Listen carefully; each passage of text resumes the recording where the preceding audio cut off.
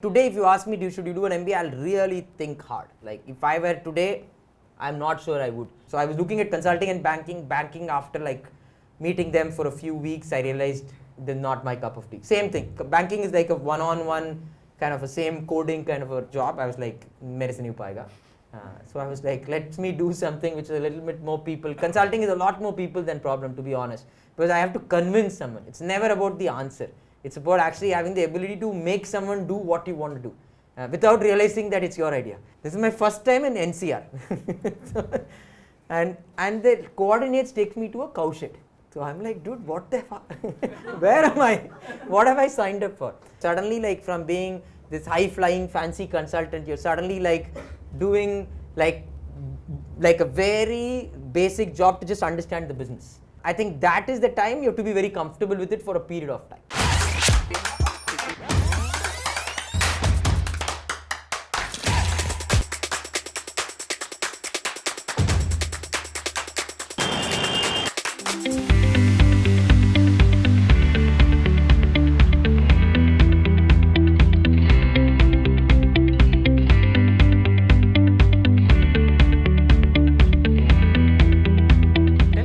While you were growing up, Yep. right? What kind of Mukund were you? I don't think I was very ambitious, I don't think I was expecting to sit here. Let's be very honest. I was not academic. Neither was I exceptionally hardworking, to be very candid. I was exceptionally into sports. So I've played badminton for the state. I was also a 110 hurdle specialist. So all my life, I was an athlete, at least till like 18, 19. I was assuming college mein, sports quota mein, I'll get in. That was my plan in life, and I enjoyed doing it. It was not because of anything else. I think, and I grew up in Chennai, so that's where most of my life was. So contrary to most South Indians, I'm neither academic, neither serious. So that's not the typecast you should assume. I can also speak reasonable Hindi, mostly the slang words. So that's, I think just connecting the dots, so that's where I grew up most of my life. In fact, never left South till I was, I think, maybe 21. I think the first time I left South India, or even Tamil Nadu, was 21. And that was the first flight to Calcutta when I got through ITC. So I've never even left the state before that. And that's how at least things started. So let's understand a little bit. You said that you were not very good at academics. Yep. You were seeing a lot of your peers, a lot of students who were prepping from maybe class 6 or 7 to Yep. get into engineering, right? So how was that pressure like? How did you deal with that? So I think I'm partially dyslexic, which means basically I can't spell. Even today you ask me the difference between there and there and where and where, I have to think hard. Same. Right? So meaning I'm exceptionally good at math. That's the only thing I can still, like you don't need to teach me the formulas, but I can generally do math exceptionally well. Outside of math, I can't do anything. Not same. So thankfully I had one thing going for me. So I never needed to learn math. Math was always easy. Language, I just used to struggle. So I used to hate school because like even today, if you have to tell me to write Tamil, I will make like in one sentence 10 mistakes. Same in English. Thankfully, all this Grammarly and all of this have come to my saving. So I think that possibly just made me, I mean, I'm assuming right now, I'm not necessarily, that's why I used to hate school, to be very candid. Because they used to like keep making me want to do the same thing and they didn't get it that I didn't get it. So for whatever. So I think that's possibly the reason I didn't do well at school. It's not that I didn't like studying. So I've always liked reading heavily. So I've been reading books for a long period of time and I love math. But just if you think about my scores, I think they will never represent that I was good at school. So at what point did you think that, I have a fair chance of making it work because I like math and I might just get into an engineering school. So was that plan? I think that thanks to how Indian school system is, after 10th you don't need to take language. I don't know how many, I don't know if that's still true today. I think once you're done with 10th, I think you can then choose only to do science and math. So I got away because science is mostly math. If you take physics, I used to hate chemistry. I never got all the formulas. My memory sucks. But I think I could scrape through once there was only math. And then thankfully, I think engineering entrance, math is the only tough subject. So I got lucky again. So you do well in math, I think you get through. I think thanks to one of my cousins, I think she was in NIT Trichy, I think a couple of years before, I was like not even thinking about any of this. I think I went to visit her, one of them, because there was a cricket match in that stadium. And that's when I was like, okay, this life is quite cool. Thoda sa fight marna chahiye 2 saal. So I was like, okay, let's at least put some fight for 11th and 12th. So I think that's why till 10th, I think it was quite mostly on the sports field. I think 11th and 12th, I tried a bit hard. And then on I think the sports field? Yeah, both ways. Both ways. I still played, I think I was still running till my final year of college. So I've never stopped doing that. I was not fast enough. Then I said, abhi fight nahi marna chahiye, chhodna chahiye. When you cracked NIT, when you actually went in there, what sort of a culture shift that you have had? Or it was more of the similar lines that you were expecting? I think after NIT, it's just, I'll come back why I'm saying. I got very comfortable leaving Tamil Nadu or leaving India at some points of time. I think all of that goes back thanks to that college. I think now it's not the same. At that point in time, they used to have quota per state. So I think that was my first chance of meeting everybody outside of where I grew up with, and it's a big culture shock. I think I think for people here in this room, it doesn't seem normal, but for a South Indian boy to suddenly meet someone from UP who starts with Ma Be, and then you're like, okay, I think this is, I think it puts you a different perspective, and also I think it reasonably makes you comfortable. After that, I think I've lived in Munger, Saharanpur, all kinds of places. I think I've gotten used to all of it. College romance शुरू हुआ था या फिर बाद में हुआ? Towards the final year. When there's not a lot to study, I think कुछ तो करना पड़ता है. So what was it? So college romance was on track. चल रहा था, कुछ तो हो रहा था. Yeah. And then the other thing that you need to worry about is the job that you have to get, because I mean college is ending now. What to do? घर वापस नहीं जा सकते. माँ बाप बोलेंगे बेटा 4 साल पढ़ के आए, क्या किया फिर? So what happened? So placements. What was around that time for you? Which all the companies you were targeting, या फिर जो भी आया ले लिया ऐसा था? Yeah, and by now you would have realized I'm like a union leader. So I was college politician also. So I was running for all possible offices. So I was also the placement rep. So that makes life a little easy because companies then assume you're good. I think there is that almost like a chapa you get because you're placement rep. Getting a job was not that difficult, to be very honest. I think what happened in my case is I actually took comp science, and I realized after a year of doing it that yes, the math helps me code, but sitting alone is not my cup of tea. So like I can today also sit and code a little bit, but I don't have fun sitting in front of a screen through the day. I think it just didn't make sense to me. So I think my plan was to like leave undergrad and do MBA rather than like do. I realized that I am not going to be good at this. I got lucky that ITC for the first time was coming to campus to recruit. That was their first year. And normally they don't hire computer science guys. All the other placement reps wanted to sit for ITC. And they were only open for mechanical, electrical and all of that. So all of them said, I want to sit. So I was like, okay, I put my hand saying, okay, I will go, like because Trichy's campus, I'm not sure how many of you know, it's like 50 kilometers away from the city. So somebody actually go to the airport, pick them up, make them put them in a, so I was like there, for whatever practical purposes, like their flunky to like be around for 2 days to make sure they do well and they hire at least 2-3 people. So my job was that. So I spent first 2 days with them, just getting them settled. They were coming to the campus for the first time. So they wanted to meet the dean and all of the shebang. So 2 days I was with them. I was not sitting, so I was very calm, generally chilling out with them, grabbing a drink. Towards the end of the day, he was like, why are you not sitting for the placement? I said, so I am computer science. You don't open for computer science. How will I sit? So there are 2 requirements. You have to be computer science and you have to be, I think, some top 5 in the class. Neither was I. So finally they said, nahi, you should sit.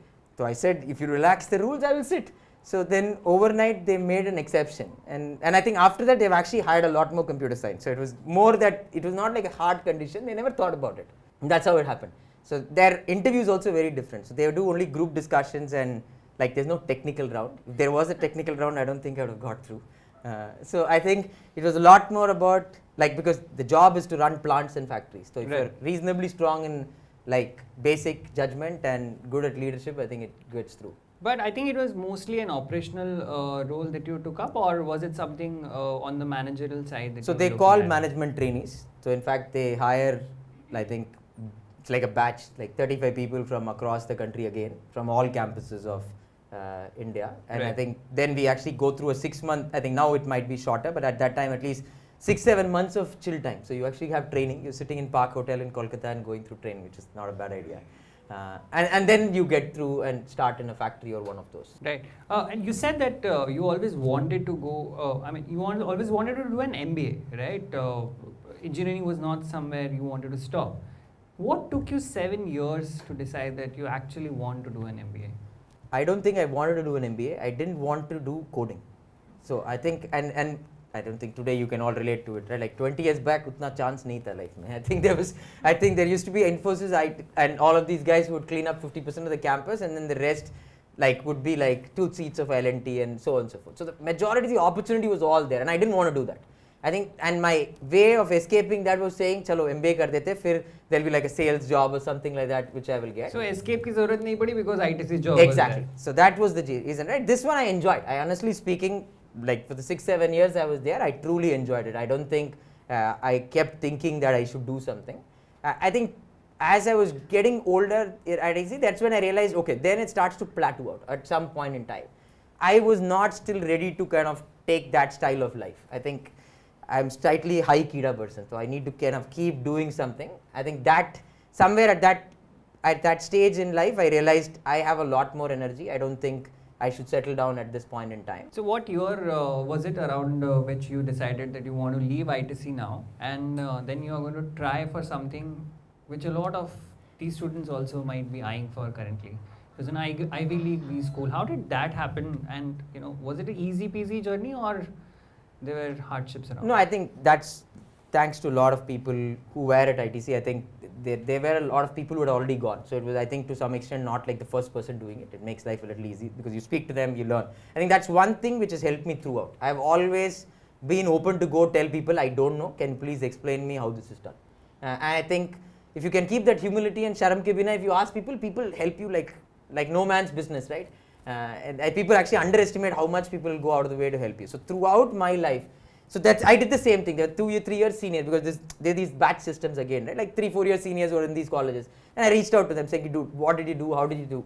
So starting from how to prep for the exam to how to write essay to many of them edited my essay to like how to do the interviews, like it was again like being in campus. Like someone helped you through the journey. I think I've been always lucky to go tell people, yeah, I don't know, can you help me out? So to be honest, there were like 4-5 people who have helped me significantly during that period of time. But you were sure that you want to go abroad for the MBA? Or yeah, I was too old to be doing an MBA in India, to be very honest. Like doing 7-year experience and going to India, it doesn't make sense. Because the average here is 2 to 3 years, and then you are like not going to break out because you have more experience. It's not for anything else, right? The average doesn't have that, so nobody looks for it. I think these days it's slightly changed. I think that at my times, most people either started out of campus or like maybe 2 years under. I still think spending more time is actually helpful before you do something. No, it was 2003, 2004 you're talking, right? I mean, to be honest, like yesterday I was telling him, like, when I was leaving for my MBA, Flipkart was just getting started. So all this is all the last 10-year craziness which has happened. Like today, if you ask me, should you do an MBA, I'll really think hard. Like if I were today, I'm not sure I would. I think I did it for 2 reasons, right? One, I said, I want to switch, and in India, it looks like this kind of experience doesn't get directly valued. So it makes sense to do it someplace where it gets valued. And I was also like, overall a bit, I don't take life so seriously, ki yaar, mera batch wala kya kar raha hai and all of that. I was like, this looks like fun for some time. I also took 6 months off both sides. So I did a 2-year MBA with 6 months sabbatical before and after. Because I was like, I worked 7 years, I have some money. Now there's no point like... What were you doing for these 6 months? So first 6 months was just chilling. I had just gotten married. So I was like, there is no point now like again separating. So I actually went and sat at her home. She was working, I was peacefully chilling. She was working for Slumberger. So I was like in Baroda for a period of time, chilling life. That was also our way to like get along, right? Like till then we were like never in the same place for like freaking 8 years. So we said, "Theek, abhi to kuch karte hain." And then post MBA, it was all I wanted to do non-profit for some time because I was telling you I have a socialist streak. I was like, yeah, ek baar try to karni chahiye because you will at least have a feeling so that you can come back later. So I actually I interned with Arvind Eye Hospital for a period of time in Madurai, which is not like the first place you would put as well. So I was like, these are the times to take time out to just test things in life which you want to do later, right, so that you at least get a feel for it. So I've always been comfortable not being super worried where is my batch going and all of that. So I took a little bit longer. You fly abroad you go to Tuck Business School, like, I mean, it's one of the best business schools maybe in the world, right? Now you said that when you went to NIT, there was a culture shock that happened to you. Was that a culture shock again when you went to Tuck, or you were prepared mentally? I think that was a bigger shock, to be honest. That's the first time I got comfortable that you don't need to be good at academics, to be honest. Because I'll still tell you, my first year, I think they make you, like same as here, right? They'll put you into a study group for like 5 or 6 people. Firstly, I think I was the only Indian in the 6.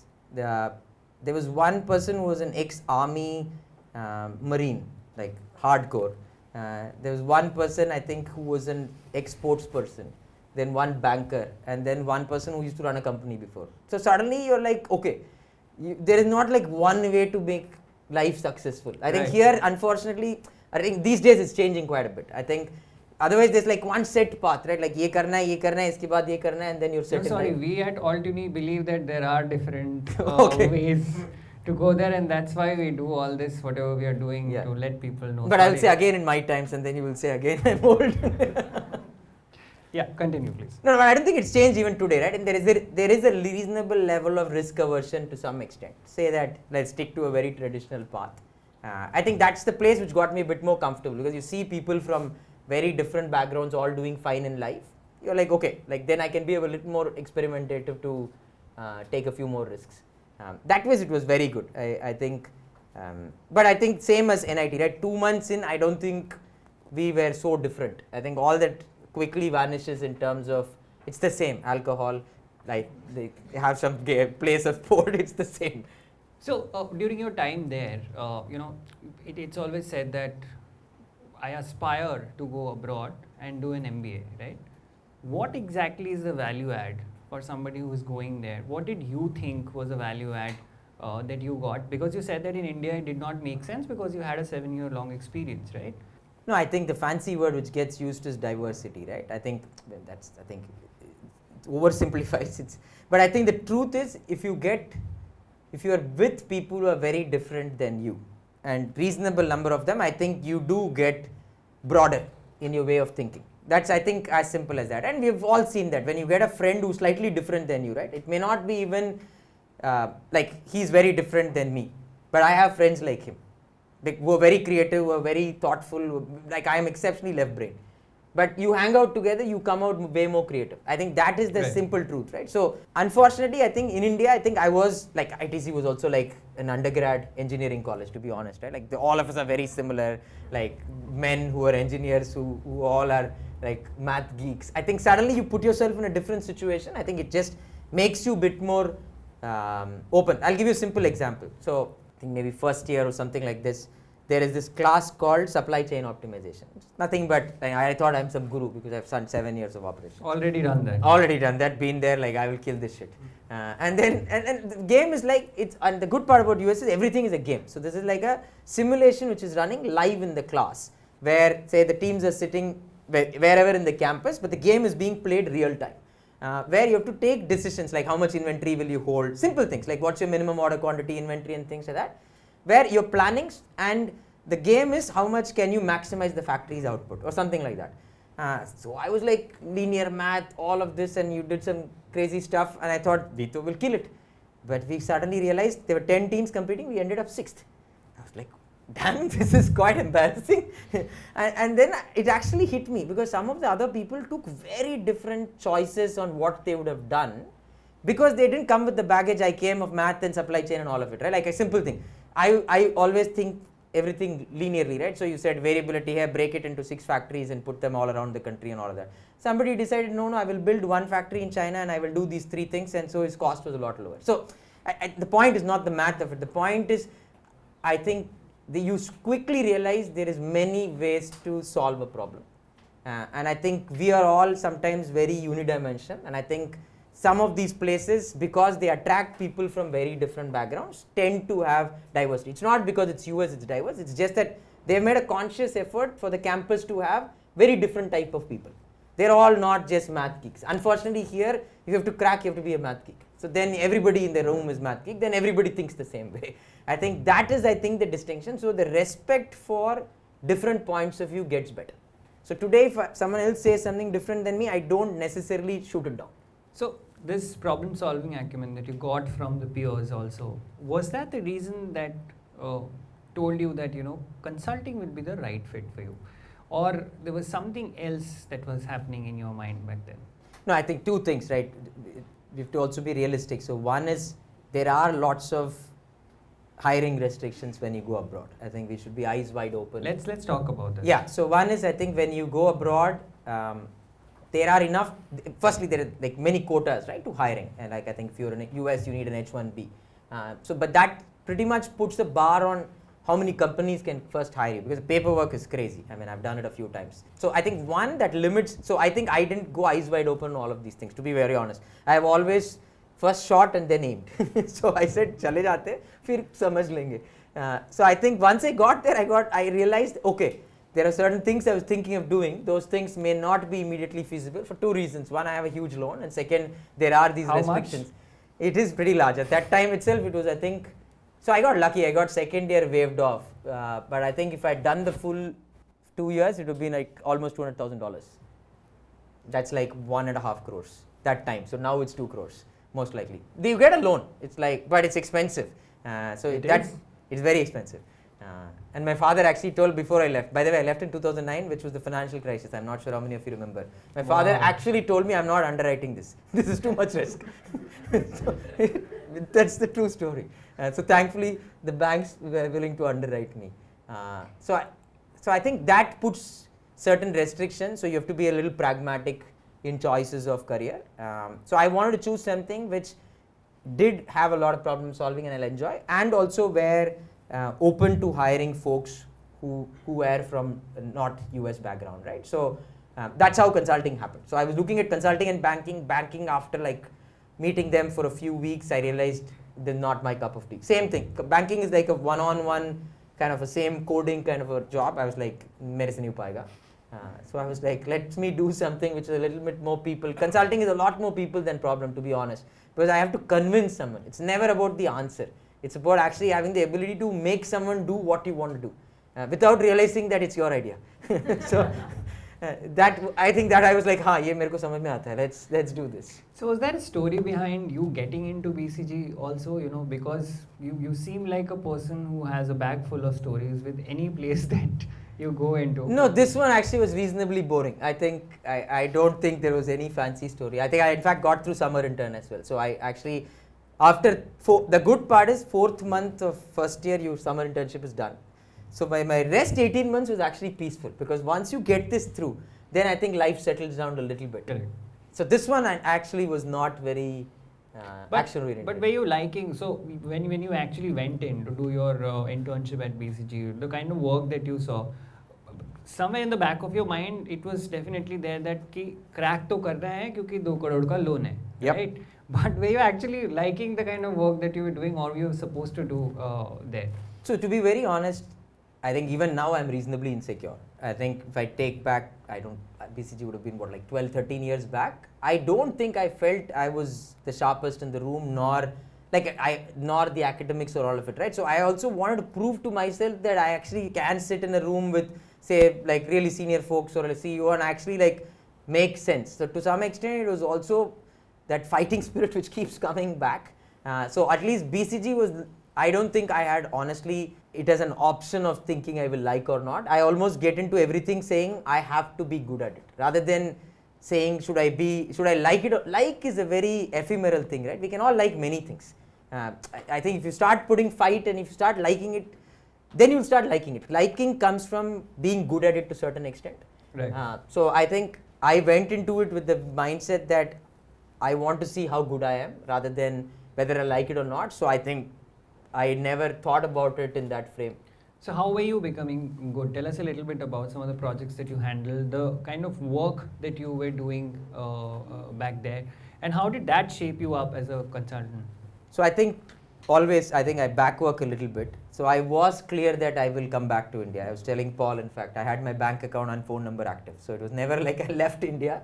So I also wanted to do things which are ready to come back. So I was very clear that I will work mostly in tech. By then tech started to become big and it was interesting. I was like, let me stick to this. So that was my only choice. I was like, I want to do tech, anything and everything tech. I'll fly anywhere you want. I'll do any project you want.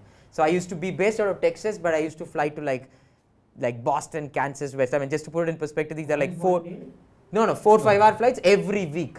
So like for 5 months, I used to do every week, Monday to Boston, evening back. I mean, Thursday evening back. So it was painful, but I was like, if I want to do this in the long run, then I have to go through a little bit of pain here. So I did. So I think that was my choice to some extent, saying I want to be in tech, I want to learn this. So let me do as much projects I can to get smart on this.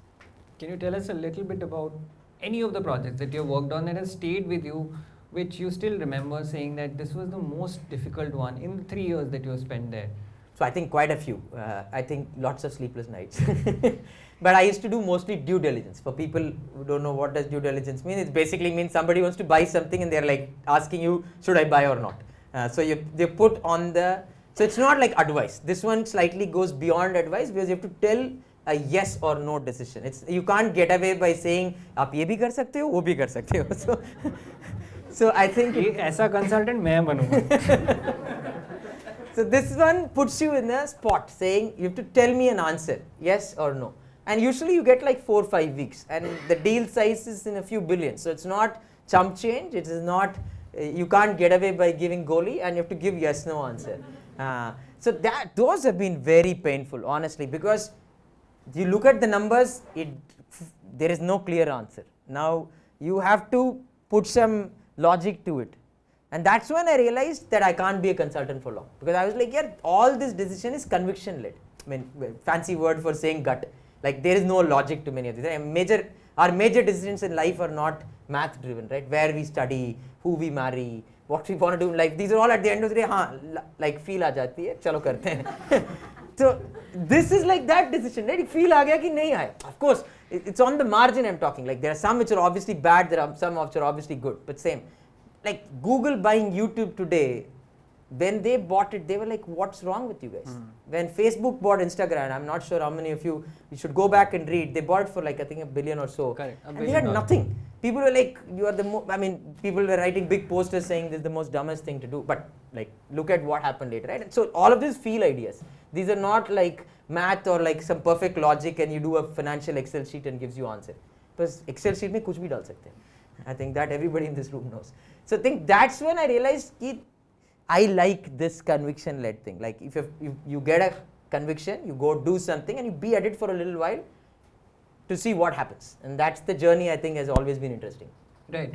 You came to India also for a project, I think, if I'm not wrong. No, actually we moved back permanently. So right. I think the decision again was mostly not driven by logic, it was more accidental. We were expecting, we realized we are going to have twins, and we realized if you're going to have twins in US, most likely you'll get divorced because there'll be no support and we'll fight with each other so much. So we said this is the right time to come back. And we've always been thinking, but we were like, okay, this now is like not a ticking time bomb, but there's a ticking time date. So we need to come back. So we actually came back when we were like in 6 months through the journey. So that's like as soon as we landed in India, I think 3 months later we had kids. So that was, I think, the trigger to come back at least. What was the trigger to leave BCG then? So as I said, that kid had already come into my head saying, right, I want to do stuff where for a prolonged period of time, I can stick to it and prove it right or wrong, right? As I've said, like somewhere I've always had that fighting instinct to like do that. Consulting, I think, is great if you like problem solving and like the intellectual curiosity of what's right and wrong. I was not comfortable with that advisory role. I was more of the dhanda guy. Like I want to like build it the way I want to build it, and I want to like see how big it gets.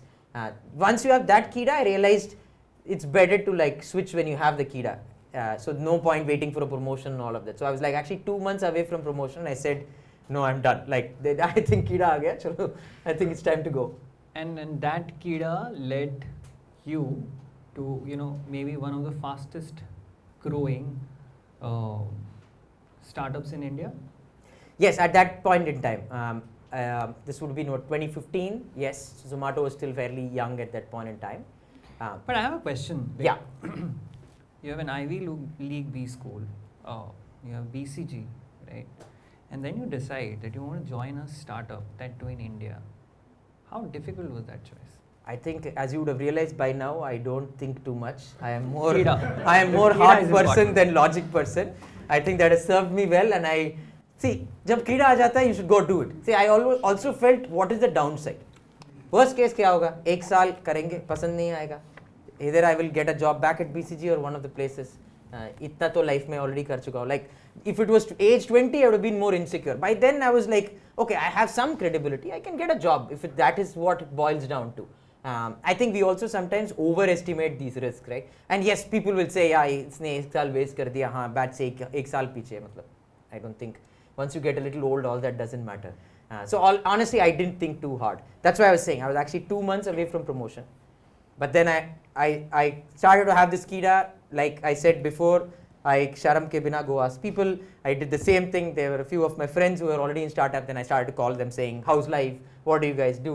And then they were then like, why don't you talk to my company? That's how it started. Saying, I reached out to them saying, let me first understand. These were good friends of mine. Some of them immediately put in touch with their company, and I didn't realize the pace at which things go. Right. So there is a story here. So if you want, I will tell you the story. Go ahead. So the story is that the person who introduced me to Zomato was a good friend. We were actually at ITC together. So he said, "Aajao, coffee pite." So I'm like, coffee pite. Like that's what my assumption is.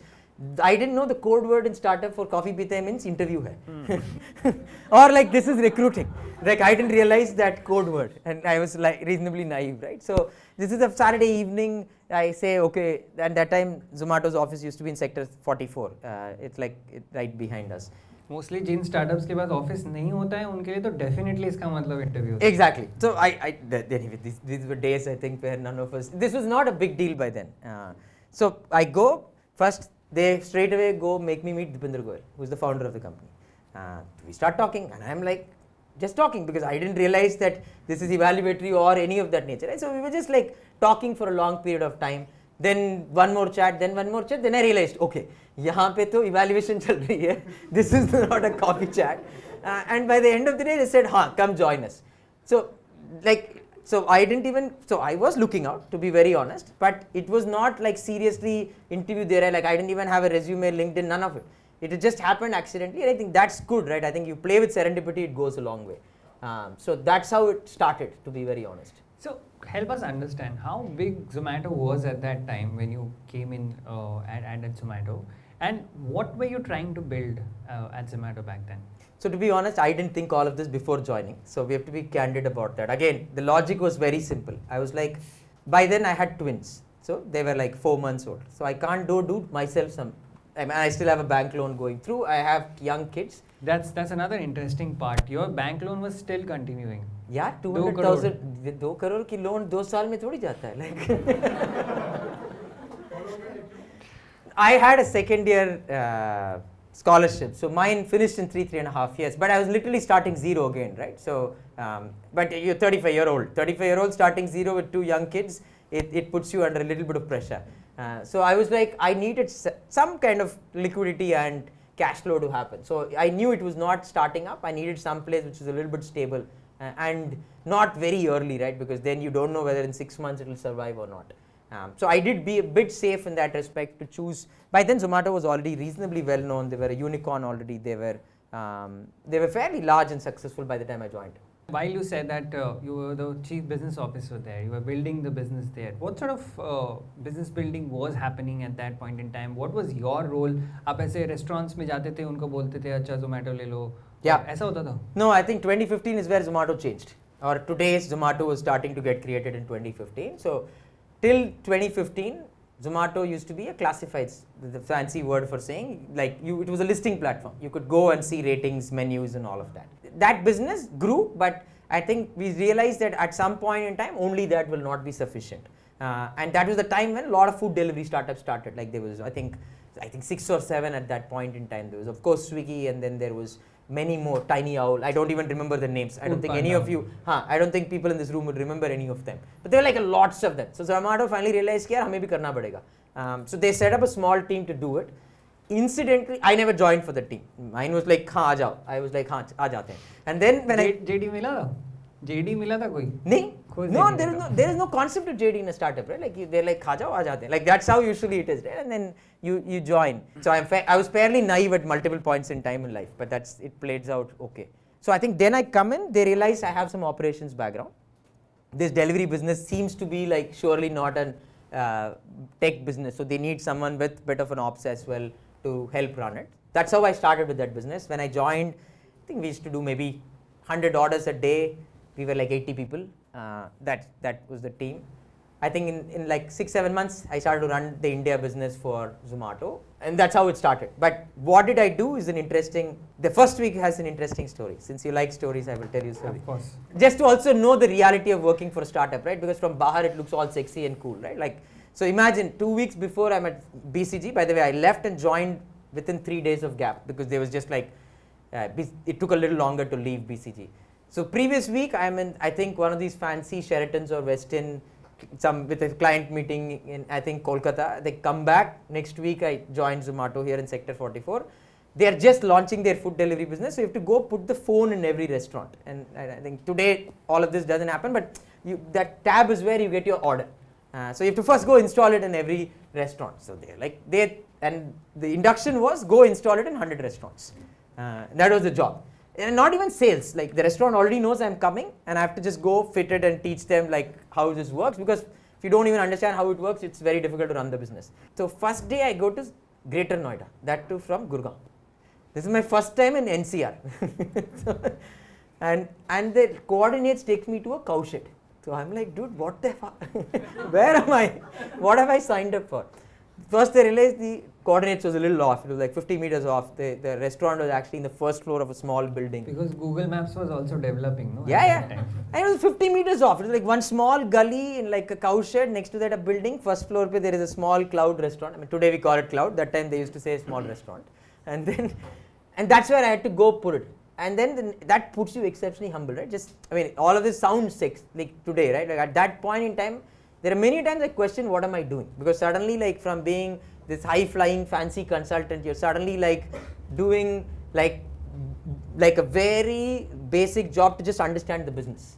I think that is the time you have to be very comfortable with it for a period of time, because I think till the end of first year maybe we would have done, I can't remember, but maybe we would have been doing 5,000 orders a day. I can't remember exactly now, but it was not a big scaled business for a while.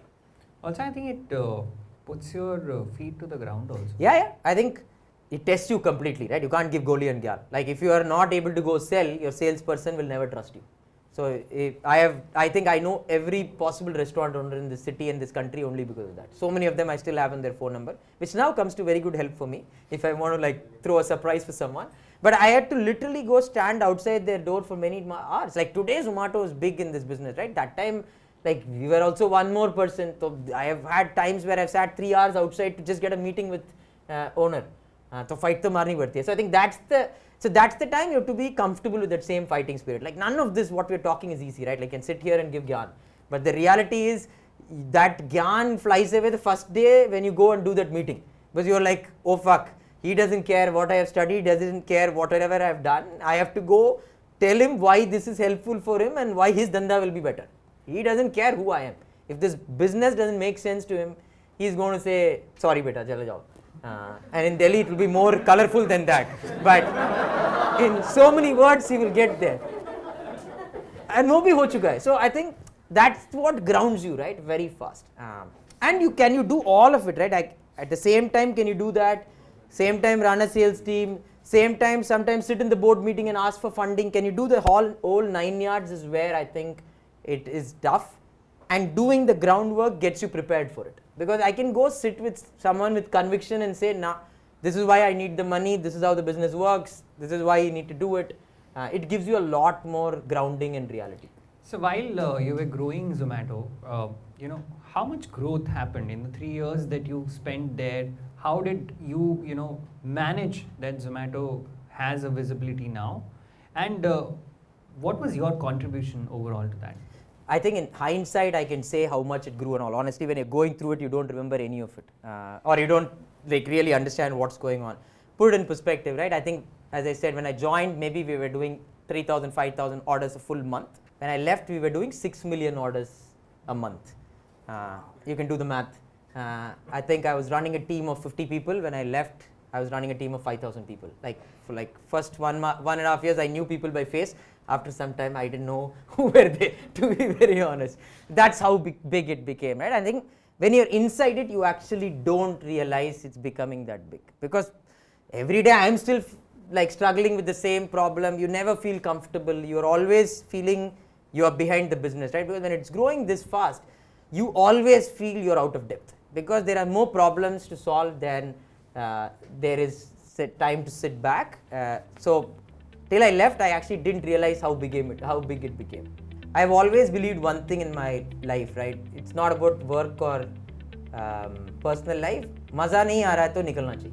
Like whether it is friend, family, kahi bhi. Like there's no point, like at the end of the day, you're going to live maybe sensibly 40, 50 years, right? Like I think in that period, how much compromise do you want to make? Especially if you've been fortunate. See, many of us in this room are exceptionally fortunate, right?